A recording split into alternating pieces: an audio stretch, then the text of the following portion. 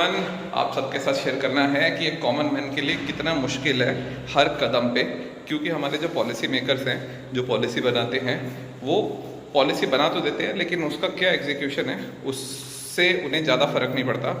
जैसे कि मैंने एक फ़्लैट परचेज़ करा था गौर सिद्धार्थम में और वो बहुत डिले हुआ, बहुत डिले हुआ और फाइनली मुझे पोजीशन मिल गया। उस डिले के लिए मैंने यूपी रेरा में भी कंप्लेंट डाली, मैंने ट्विटर पे बहुत लिखा, बहुत कंप्लेंट करी, लेकिन उसका कोई फ़र्क नहीं पड़ता। जिस स्पीड से उन्हें फ़्लैट देना था उसी स्पीड से उन्होंने फ़्लैट दिया।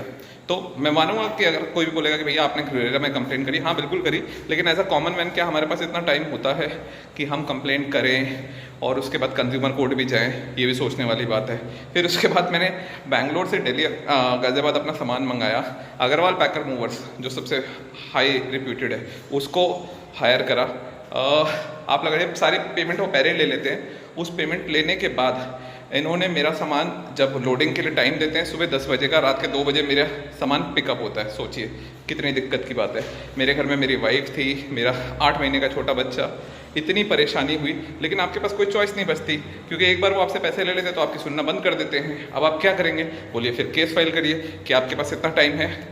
दूसरी चीज़, जब मेरा सामान आया भी है, highest reputed Agarwal packers movers limited, ठीक है, ओरिजिनल बड़े भैया एक्चुअल वाले, उनको हायर कराए। सामान डिलीवर होने के लिए सुबह 10 बजे का टाइम देते हैं, फॉलोअप करता हूँ, नहीं कुछ पता चलता। उनके ड्राइवर नहीं होते, फिर ड्राइवर मिलते हैं किसी तरीके से, मतलब ये सब हमें फॉलोअप करना है, कस्टमर केयर पे, ब्रांच पे, सब कुछ, उन्हें कोई लेना देना नहीं है। तो किसी तरीके से ड्राइवर का पता चलता है, ड्राइवर क्योंकि कस्टमर केयर उनको एंगेज करता है, फिर उनको लोकेशन शेयर करते हैं, वो बोलते हैं 2 घंटे में आ रहा हूँ, वो 3 बजे तक वो पहुँचते हैं।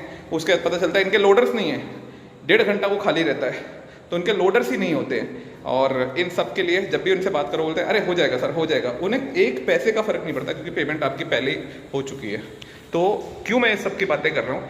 एज अ कॉमन मैन हमारी लाइफ में ये बहुत मैटर करता है। इसी वजह से कुछ पार्टीज़ हारती हैं। अभी कर्नाटका में बीजेपी गवर्नमेंट हारी है, ठीक है, या फिर किसी और की भी गवर्नमेंट, क्योंकि फॉर अ चेंज शायद उन्होंने कांग्रेस को चुना होगा।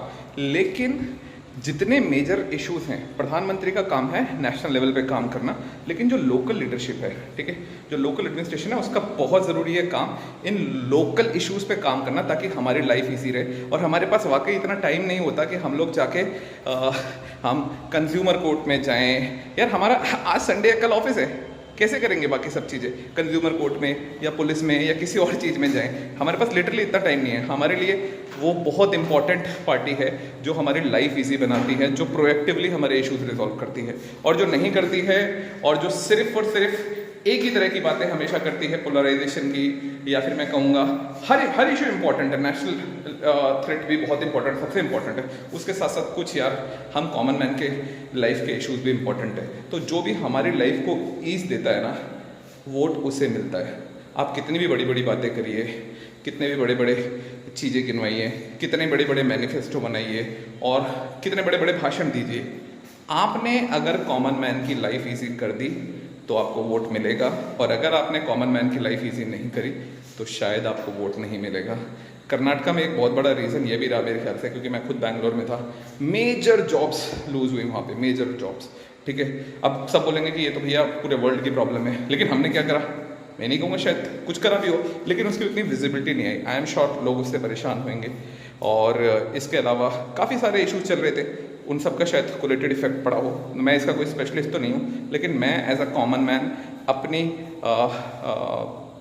ट्रांसपोर्ट मिनिस्टर साहब से या फिर होम मिनिस्टर साहब से या प्राइम मिनिस्टर साहब से या फिर चीफ मिनिस्टर साहब से या जो भी गवर्नमेंट पॉलिसी मेकर्स हैं, उन लोगों से रिक्वेस्ट करूंगा, प्लीज़ कॉमन मैन की लाइफ को थोड़ा इजी बनाने की कोशिश करिए।